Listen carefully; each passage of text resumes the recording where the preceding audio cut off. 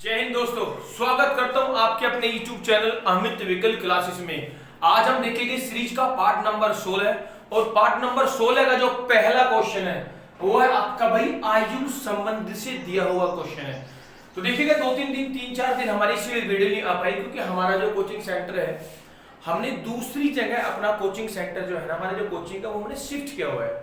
तो वहां शिफ्ट करने में दिक्कत आई थी, साफ सफाई करने में और सामान उधर से उधर करने में थोड़ा दिक्कत होगी, जिस कारण हम 2 से 3 दिन आपके लिए वीडियो नहीं ले पाए।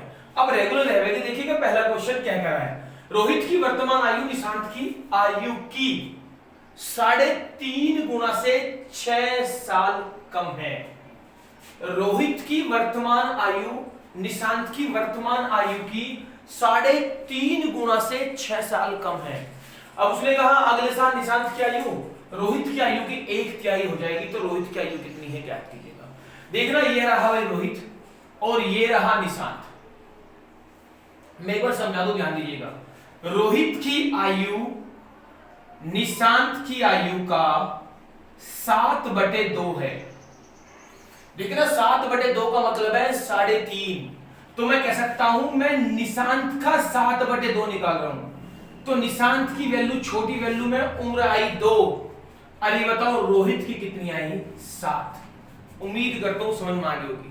अरे मैं निशांत का 7/2 निकाल रहा हूं, तो जिसमें से निकाल रहा हूं वो नीचे की वैल्यू और जिसे निकाल रहे हो हमारी ऊपर की वैल्यू।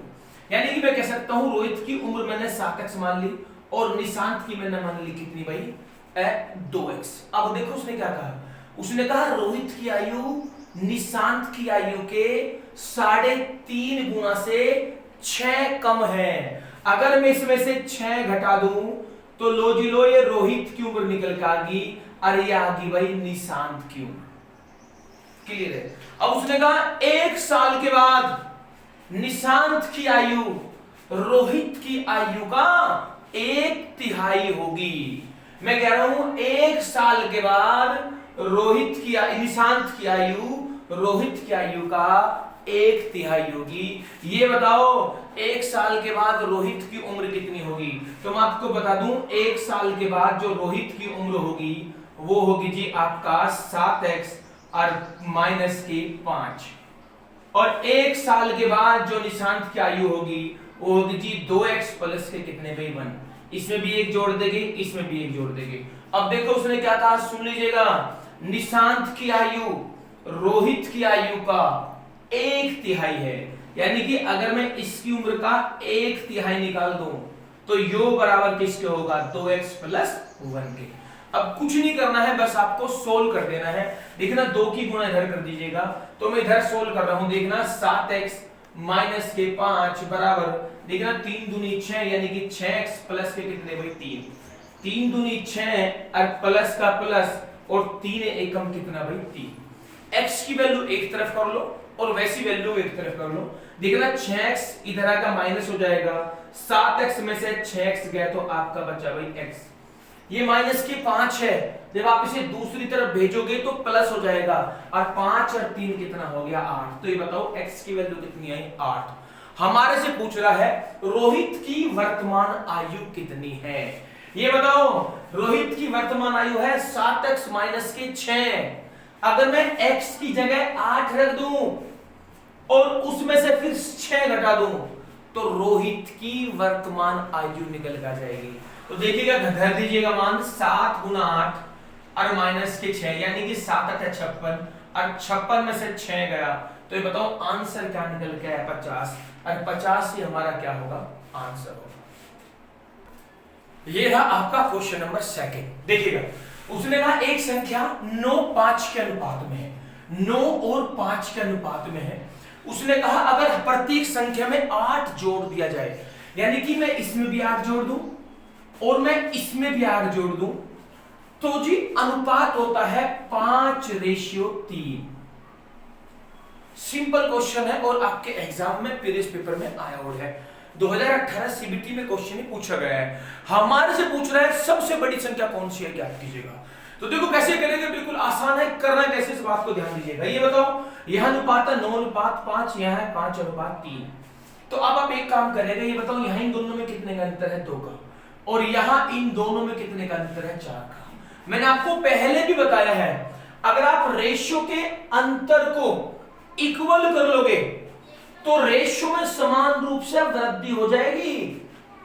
मैं एक बार फिर के रिपीट कर रहा हूं, अगर आप रेशियो के अंतर को इक्वल कर लोगे तो यहां पर रेशियो में समान रूप से वृद्धि हो जाएगी।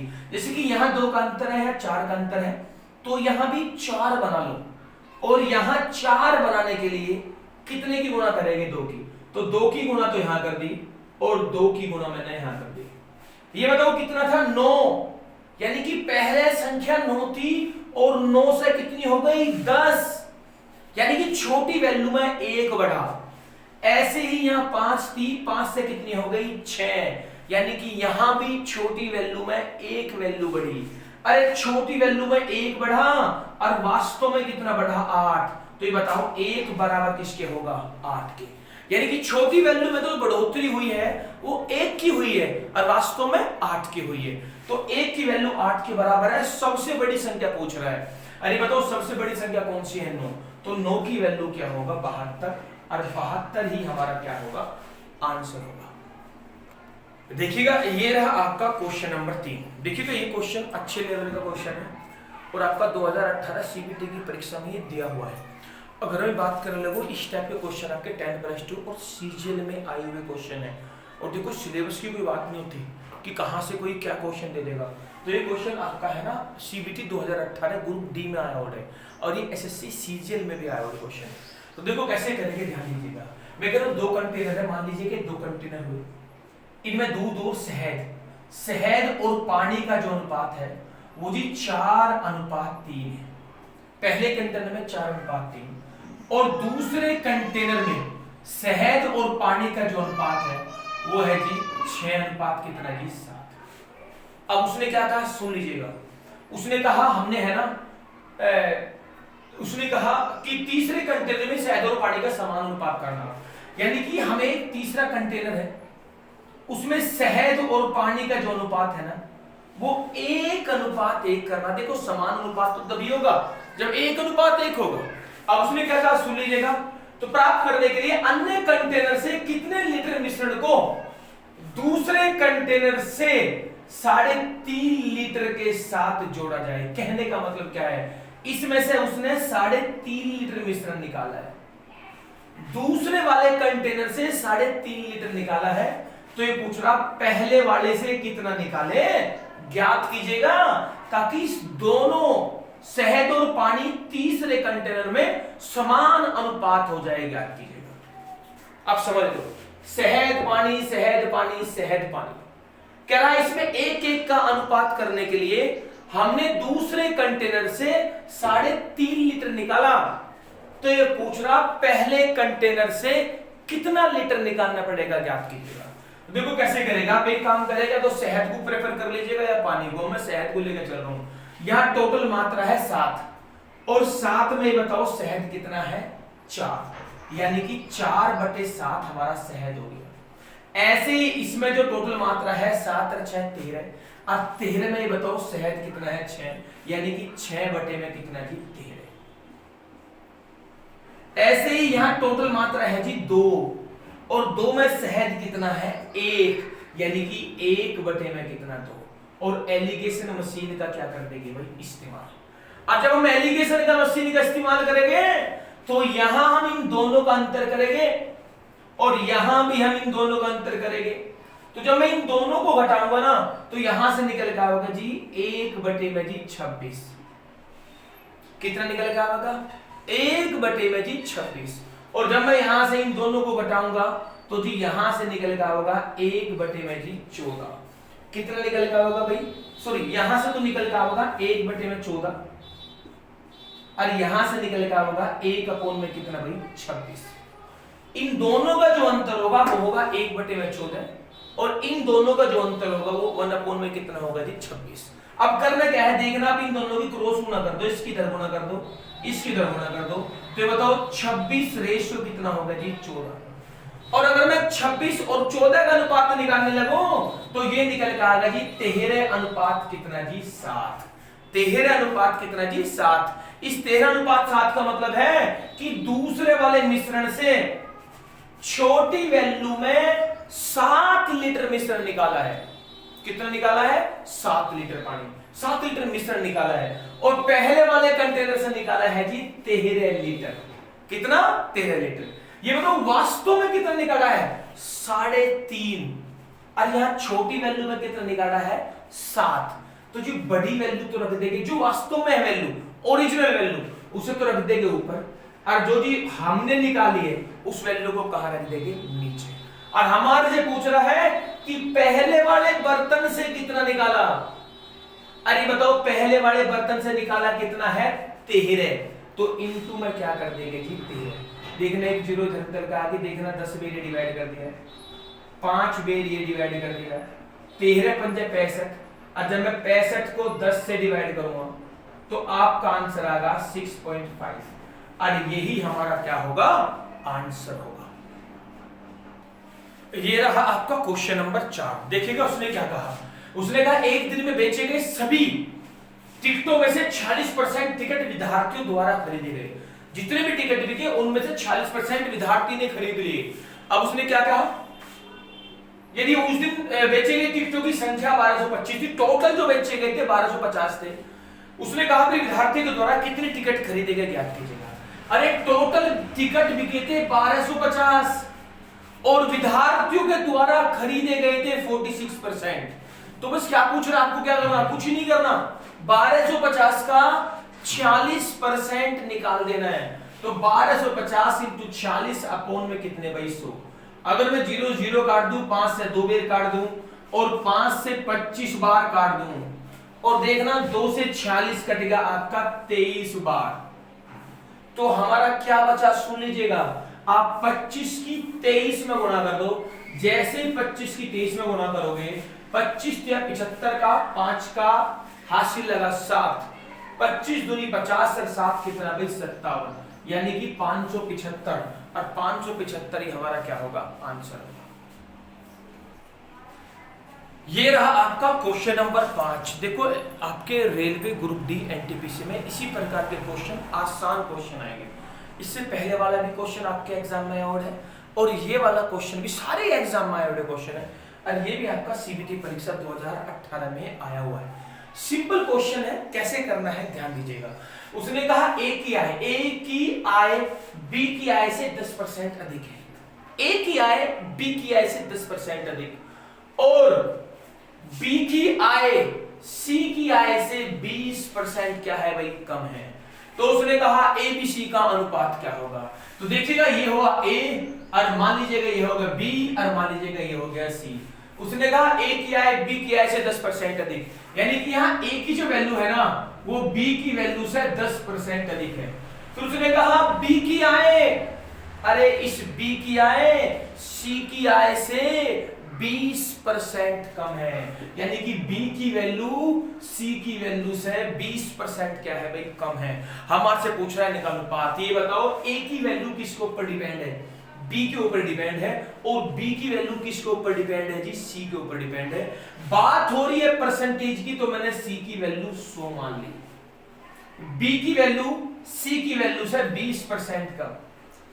तो 100 से 20% कम, ये बताओ बी की वैल्यू क्या होगी? 80, और ए की वैल्यू बी की वैल्यू से 10% ज्यादा है। और आप 80 का 10% निकालोगे तो 8 निकल के आएगा। कितना आएगा? 8। और 80 को अगर आप 8 में जोड़ोगे तो ए की वैल्यू कितनी आएगी जी? 88। कितनी आएगी? 88। हमारे से पूछ रहा है इनका अनुपात, तो 4 से छोटी वैल्यू कर दीजिएगा। 4 दूनी 8, 4 दूनी 8, और 4 दूनी 8, 0 की 0, और 4 से कटेगा आपका भाई 25 बार। हम इससे छोटा नहीं कर सकते, तो इसका मतलब है यही हमारा क्या है? आंसर है। ये रहा आपका क्वेश्चन नंबर 6। देखिएगा उसने क्या कहा। मोहिंदर है, मोहिंदर ने एक पतलून एक जोड़े को 11% हानि में बेचा। मोहिंदर ने एक पैंट है उसे 11% के हानि का बेच दिया। अब उसने कहा यदि उसने उस जोड़े के लिए 300 रुपए का भुगतान किया, कहने का मतलब है मोहिंदर ने उस पतलून को 300 रुपए में खरीदा और 11% के हानि पर बेच दिया। ये बताओ 300 का आप अगर 11% निकालोगे तो जी 300 का 11% निकलेगा 33, यानी कि 300 रुपए में पतलून खरीद कर 33 रुपए के हानि पर बेच दिया। तो ये बताओ पतलून कितने की बिकी? अरे 300 माइनस 33 यानी कि 267, और 267 ही हमारा क्या होगा? आंसर होगा। ये है आपका क्वेश्चन नंबर 7। साधारण ब्याज का बहुत सिंपल सा क्वेश्चन है, कैसे करना है ध्यान दीजिएगा। देखिए उसने कहा एक धनराशि 3 वर्ष में साधारण ब्याज पर, साधारण ब्याज का मतलब है इसमें अमाउंट भी है और उसमें ब्याज भी है, 3 साल में होती है जी 815 रुपए। 3 साल में 815। फिर उसने कहा कि 4 वर्षों में 854 रुपए होती है। 4 वर्षों में होती है 854 रुपए, यानी कि 4 साल में 854 रुपए। हमारे से पूछ रहा है, ये बताओ उसकी धनराशि कितनी है, याद कीजिएगा। आप मुझे एक बात बताइएगा, ये 4 साल का टोटल अमाउंट है, ये 3 साल का टोटल अमाउंट है। अगर मैं 4 साल के अमाउंट टोटल अमाउंट में से 3 साल के टोटल अमाउंट को घटा दूं तो ये बताओ 1 साल का ब्याज निकल के आ जाएगा कि नहीं आ जाएगा? अरे बताओ 1 साल का ब्याज कितना निकल के आया? 1 साल में जो ब्याज निकल के आया वो निकल के आया जी 39। कितना निकल के आया जी? 39, यानी कि 1 साल का ब्याज 39 रुपए है। अभी बताओ ये 3 साल का मिश्र धन है, और अगर मैं 3 साल के मिश्र धन में से अगर मैं 3 साल का ब्याज घटा दूं तो ये बताओ हमारी धनराशि यानी कि हमारा अमाउंट निकल के आ जाएगा कि नहीं जाएगा? बिल्कुल आ जाएगा। 1 साल का है 39, तो 3 साल का कितना होगा देखना। 3 × 27 का 7 का 2 और 3 × 3 9 और 2 कितना जी 11, यानी कि 3 साल का जो ब्याज है वो 117 रुपए है। अरे ये बताओ 3 साल का मिश्र धन कितना है? 815 है। अरे इस 815 में 3 साल का ब्याज और मूलधन दोनों है, और अगर मैं इसमें से 3 साल का ब्याज घटा दूं, अगर हम इसमें से 3 साल का ब्याज घटा दें तो जी हमारा अमाउंट मूलधन निकल जाएगा, और हमारा मूलधन निकल के आया जी 698, और 698 ही हमारा क्या होगा? आंसर होगा। ये आपका एक और क्वेश्चन भाई साधारण ब्याज का क्वेश्चन नंबर है 8। देखो कैसे करेंगे, ध्यान दीजिएगा। ये 2016 या 15 की परीक्षा में पूछा हुआ क्वेश्चन है। उसने कहा 450 रुपए के मूलधन पर 2 वर्ष में कितना ब्याज मिलेगा? 450 रुपए का 2 वर्ष का कितना ब्याज मिलेगा? यदि 4 वर्ष बाद 1 रुपए पर साधारण ब्याज उसी दर पर 0.40 है, यानी कि 4 साल का 1 रुपए पर उसी दर से जोन सी दर पहले दी गई है, जोन सी दर पहले दी गई है ना, उसी पर जो ब्याज है वो 0.40 है। तो ये बताओ ब्याज मिलता है। ठीक है, ये बताओ 4 साल का ब्याज है 0.40, तो मैं कह सकता हूं 1 साल का जो ब्याज होगा वो 0.10 होगा। और दर निकालने के लिए, रेट ऑफ इंटरेस्ट निकालने के लिए ये बताओ ये ब्याज लिया किस पर गया है? अरे 0.10 जो ब्याज है ना, जो ब्याज लिया गया है 1 रुपए पर, तो 0.10 लिया गया है जी 1 रुपए पर, 1 को रख देंगे नीचे, और परसेंटेज के टर्म में चेंज करने के लिए इनटू में क्या कर देंगे जी 100। देखना 2 जीरो यहां निकल के आ गई, 2 जीरो से 2 जीरो कटेगी, तो मैं कह सकता हूं जो रेट ऑफ इंटरेस्ट है ना वो है जी 10%, यानी कि जो दर है ना वो हमारी जी 10% है। अब तो क्वेश्चन आसान है। कैसे आसान है? अरे 450 का 10% की दर से हमें सिर्फ 2 साल का ब्याज निकालना, तो निकाल दो। 450 गुना 10/100, या एक का बताओ ना, आप ही बताओ। 450 का 10% होगा जी 45। 450 का 10%, 10% का मतलब है 1/10, और 450 का 1/10 आया जी 45। 1 साल का 45 है, तो 2 साल का कितना होगा? 2 साल का होगा जी 90, और 90 ही हमारा क्या है? आंसर है। ये रहा आपका क्वेश्चन नंबर 9, एरिया का एक सिंपल सा क्यूब से रिलेटेड क्वेश्चन है। कैसे करोगे ध्यान दीजिएगा। मैं आपसे बता दूं, एक घन जिसका एक किनारा 8 सेंटीमीटर, यानी कि उसकी एक साइड जो है ना घन है, एक उसकी जो साइड है क्यूब है, उसका एक साइड जो है ना वो 8 सेंटीमीटर का है, को समान आकार के 64 यहां लिख दूं मैं, 64 है, 64 छोटे छोटे घनों में विभाजित किया जाता है। अरे 8 सेंटीमीटर की भुजा का एक घन है और हमने इसे 64 छोटे छोटे घनों में डिवाइड कर दिया। कह रहा जो छोटा एक घन बनेगा ना, जो एक छोटा घन बनेगा, उस एक घन की साइड यानी कि भुजा क्या होगी ज्ञात कीजिएगा। तो देखिए कैसे करोगे ये बताओ। जो बड़ा वाला एक घन है मैं आपको बता दूं, ध्यान दीजिएगा, यहां जाओ पहले आप समझ लीजिएगा। ये एक हमारा घन है और इसकी साइड ये भी 8 है, ये भी 8 है, ये भी 8 है, सारी 8 दी गई है। तो मैं कह सकता हूं इसका एरिया क्या होगा, यानी कि एरिया का मतलब है, सॉरी, इसका वॉल्यूम क्या होगा। तो वॉल्यूम होगा जी 8 गुना 8 गुना 8, यानी कि साइड की क्यूब, 8 की क्यूब कर देंगे। और अगर मैं टोटल क्यूब को यानी कि टोटल वॉल्यूम को, आयतन को 64 से डिवाइड कर दूं, क्योंकि 64 छोटे क्यूब बनाए गए हैं, और अगर मैं टोटल आयतन को टोटल क्यूब से डिवाइड कर दूं तो जी छोटी एक क्यूब का आयतन निकल कर जाएगा, छोटी एक क्यूब का आयतन निकल के आएगा। अरे बताओ 64 और छोटी एक क्यूब का आयतन कितना है 8, यानी कि जो एक छोटी क्यूब है ना, अरे उसका जो आयतन है वो 8 है। अरे बताओ भुजा का क्यूब का आयतन क्या होता है, भुजा की क्यूब, यानी कि यो बराबर है a की 3 बराबर है जी 8 के। तो ये बताओ a का मान कितना होगा 2, और 2 ही हमारा क्या होगा आंसर होगा। ये रहा आपका क्वेश्चन नंबर 10, ये भी आपका एरिया से रिलेटेड है।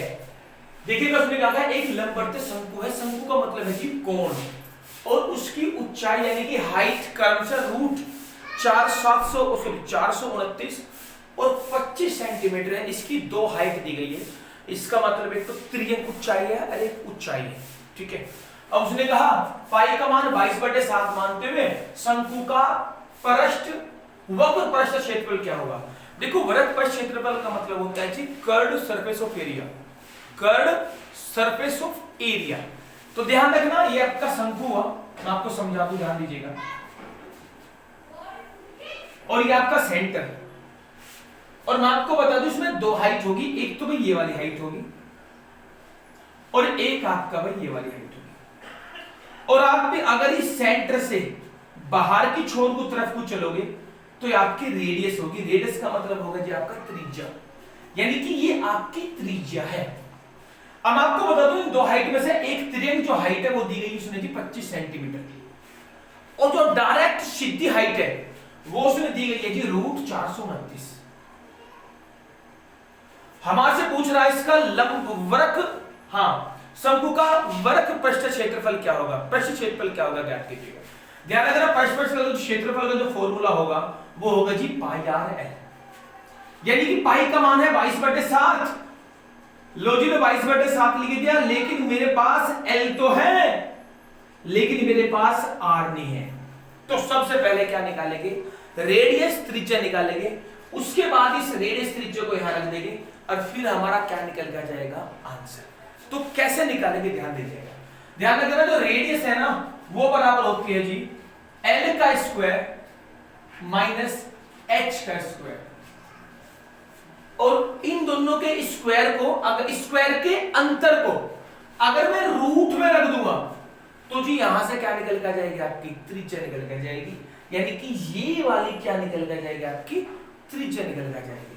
तो कैसे निकालेंगे ध्यान दीजिएगा, r बराबर होगा रूट, ये बताओ l का मान है 25, 25 का स्क्वायर कितना होगा जी 625 माइनस h का जो मान है वो है जी रूट 429। और ध्यान रखना मैं रूट 429 का स्क्वायर करूंगा, रूट 429 का स्क्वायर, तो स्क्वायर से रूट आपका खत्म हो जाएगा। तो ये बताओ r बराबर क्या निकल कर होगा, ये बताओ जब आप 625 में से 429 को घटाओगे तो आपका निकल कर आओ जी 196। कितना आएगा भाई 196।